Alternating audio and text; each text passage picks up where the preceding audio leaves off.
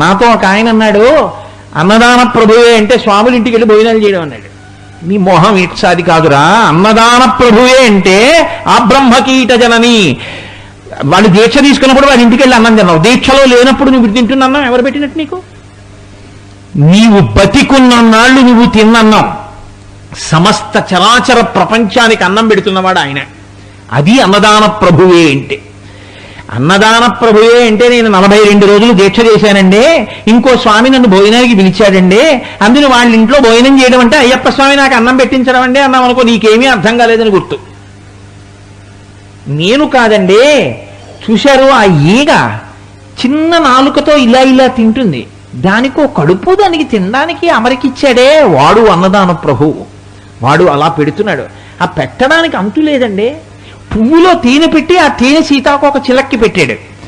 నేను తినగా మిగిలినటువంటి మిరపకాయ విసిరితే కాకికి పెట్టాడు. నాకు కారాన్ని ఆహారంలోకి వచ్చేటట్టు చేసి మిగిలిపోయిన మిరపకాయని కాకి తినేటట్టు చేశాడు. ఆ కాకి కడుపు నింపాడు. ఓ చచ్చిపోయినటువంటి కుక్క శరీరం అక్కడ పడిపోయి ఉంటే అక్కడికి వచ్చి ఓ కాకి పొడుచుకు తింటోంది. చనిపోయిన కుక్క శరీరాన్ని తిని కడుపు నింపుకునేటట్టుగా కాకికి ఇచ్చాడు.